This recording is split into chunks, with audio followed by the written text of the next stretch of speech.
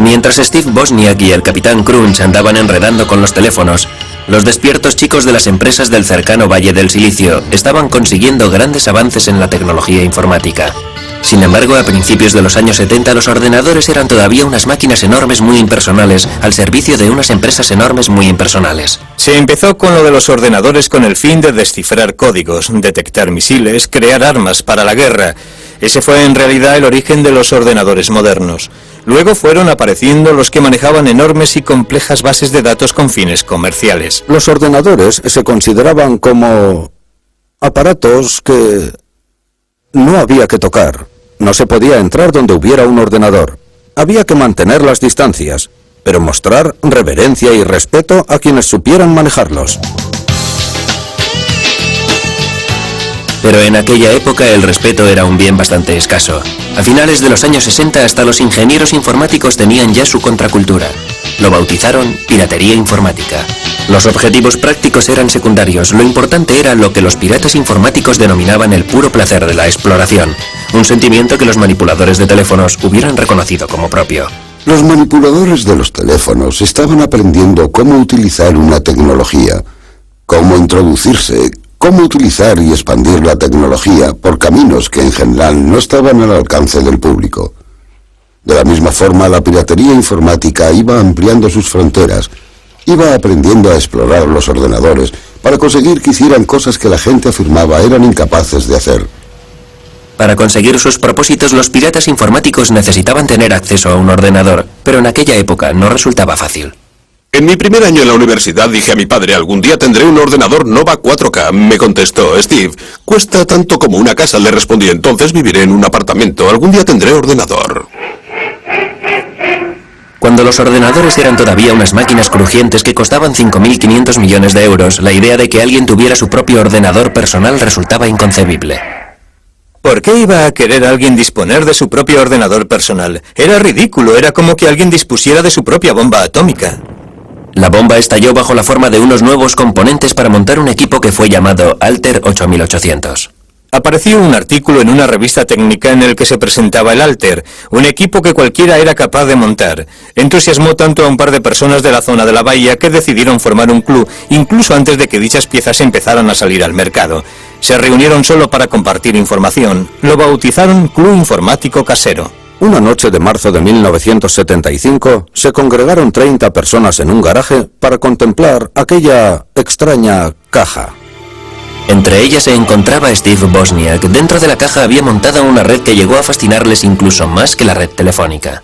Estábamos dentro del garaje, fuera estaba oscuro y estaba lloviendo. La puerta del garaje estaba abierta y todo el mundo empezó a hablar sobre ordenadores. La caja del Altair no tenía nada de especial.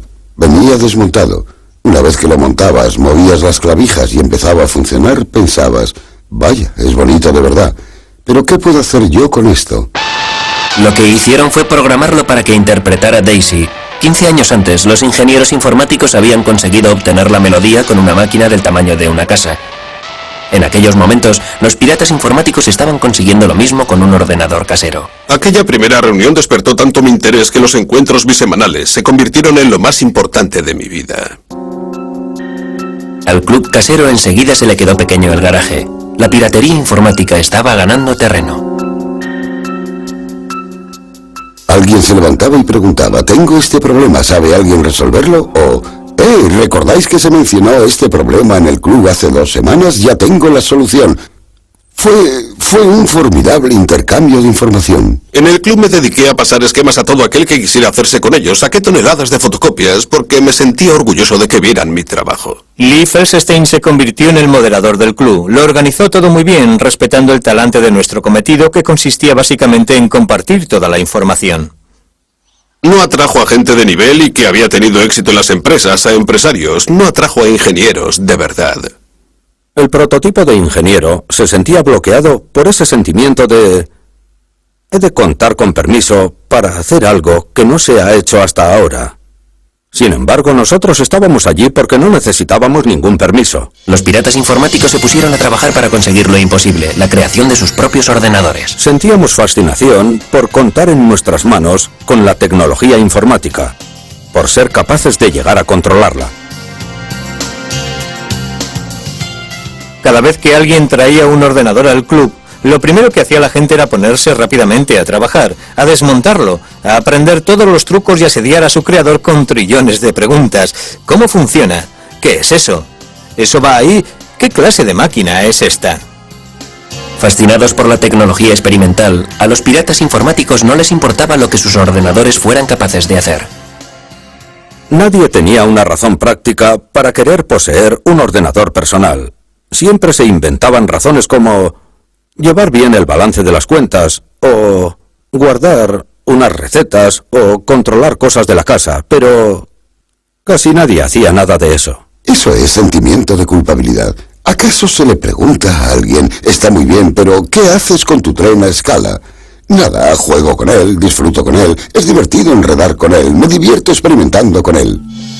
Pero con aquellos experimentos se lograron auténticos avances. Empecé a darle vueltas a las cosas en mi cabeza y creé un pequeño truco que consistía en que si tenía unos pocos datos y los encerraba en un círculo, resultaba, por extraño que parezca, que si los sincronizaba bien, en la pantalla aparecían colores, como si se tratara de una televisión en color. Estoy convencido de que las cosas más importantes con las que contamos hoy día en los ordenadores fueron creadas por ellos. Los miembros del club lograron que los ordenadores hicieran cosas impensables. Crearon juegos y música con ellos, crearon gráficos y programas de dibujo. En el club, la piratería estaba viviendo su época dorada. Steve Wozniak trabajaba día y noche en su garaje con el fin de crear un ordenador perfecto. Yo creo que Woz fue el pirata informático más grande de todos. Era capaz de diseñar hardware, era capaz de diseñar software a partir de un lápiz y papel y hacer que funcionara.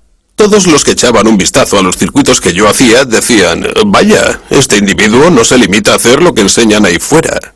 Él era capaz de hacer cosas que los demás no hacían, de establecer conexiones que los demás no hacían. Lo que me gustaba de los piratas informáticos es que tenían una forma distinta, una mejor forma de ver aquel mundo que les permitía establecer todo tipo de conexiones. Los piratas informáticos experimentaban con cualquier hardware o software al que podían tener acceso aunque no fuera suyo. Sin embargo, no todo el mundo tenía la idea de compartir.